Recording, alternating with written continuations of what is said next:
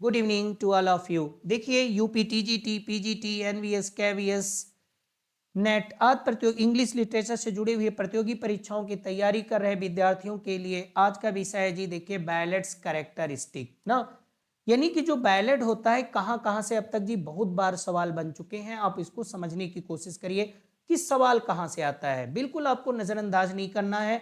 2 minute अपना समय आपको जी स्पेंड करना है, ठीक है।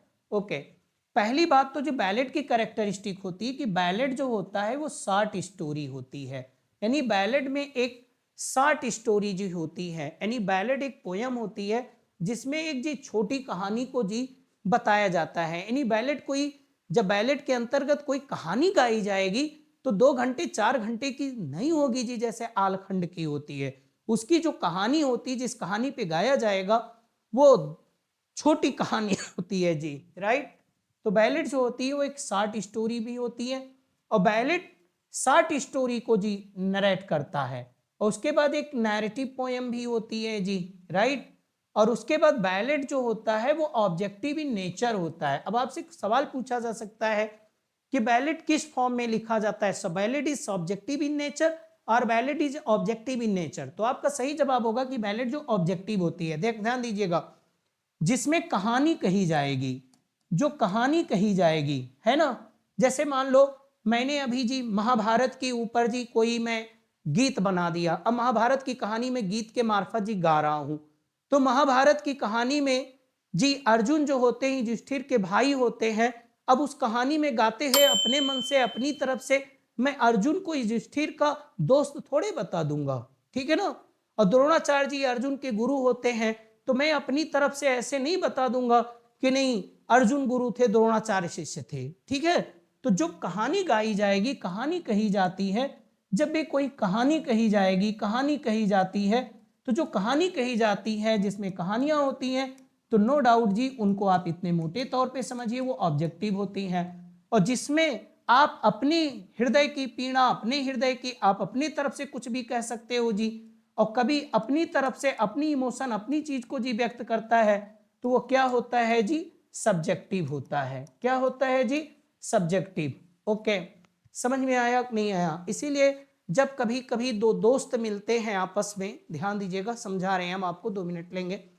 तो दोस्त होते हैं तो अपने दोस्त का सुख दुख नहीं पूछते हैं, वो हमेशा ही अपनी ही बताते हैं कि मैंने BMW ले लिया, मैंने इटालियन पत्थर लगवा लिए, मैंने एक फ्लैट वहाँ ले लिया, मैंने वो कार खरीद ली, तो मेरे भाई ये हो गए, तो मैंने 10 लाख का वहाँ ज़मीन ले लिया, 50 लाख वहाँ इन्वेस्ट कर दिया। तो ऐसे लोग क्या होते हैं, तो बहुत लोग कहते हैं कि मैं उन्हें लाइक नहीं करता, क्योंकि he is subjective, he is subjective in dealing, क्योंकि वो व्यवहार करने में जी क्या होते हैं, सब्जेक्टिव होते हैं। यानी अपनी वाली बात कहेंगे, अपनी ही बात कहेंगे, अपने ही बारे में बात करेंगे, अपने ही बारे में बताएंगे। वो अगले के बारे में जी सुनेंगे, बात मानेंगे नहीं, बात को समझ चुके होंगे आप। तो बैलेट क्या होता है, ऑब्जेक्टिव इन नेचर होता है। और बैलेट क्या होता है, इम्पर्सनल इन टोन। भाई जब आप कहानी कोई कहोगे, कोई कहानी गाओगे, तो डेफिनेटली वो पर्सनल नहीं रह जाती, फिर वो इम्पर्सनल है। जो महाभारत की कहानी है हम वही तो गा रहे हैं, और जब हम उसको गा रहे हैं तो हम अपनी तरफ से थोड़े पर्सनल चीज थोड़े हमारी की हम चाहें तो थोड़ा कम बेसी इधर उधर करके बता दें, नहीं जी। वो इम्पर्सनल इन टोन होती है, याद रखिएगा ये सब, यहाँ सबसे सवाल बने हैं। और बैलेट जो होता है written in stanza of 4 line. और जनरली जी बैलेट कैसे लिखे जाते हैं, 4 लाइन। यहाँ सबसे जी क्वेश्चन बन चुके हैं।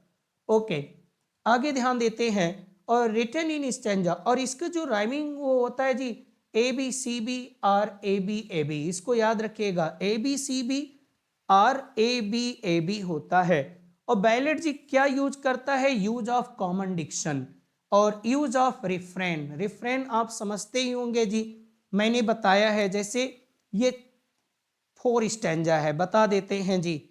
ओके, अब इसको मैं समझा चुका हूं, अब ज्यादा यहां नहीं बताऊंगा। यानी कि जो लाइन यहां से जी शुरू हुई, इसी चीज को जी यहां रिपीट कर दिया गया, ठीक है ना। या कभी कभी जिससे वो खत्म हुई उससे जी यहाँ पे जी शुरू कर दिया गया, तो इसको जी हम लोग रिफ्रेन कहते हैं। जिसको आप, उस चीज को जी रेफरेंस आप समझ चुके होंगे, ठीक है ना। ये पढ़ाया गया, बस आज का विषय जी यहीं पे खत्म होता है। आगे मैं आप लोगों को फिर पढ़ाऊंगा अगली वीडियो में। मेरी आपसे मुलाकात होगी, है ना, एक नए विषय के साथ। तब तक के लिए आप सभी को नमस्कार।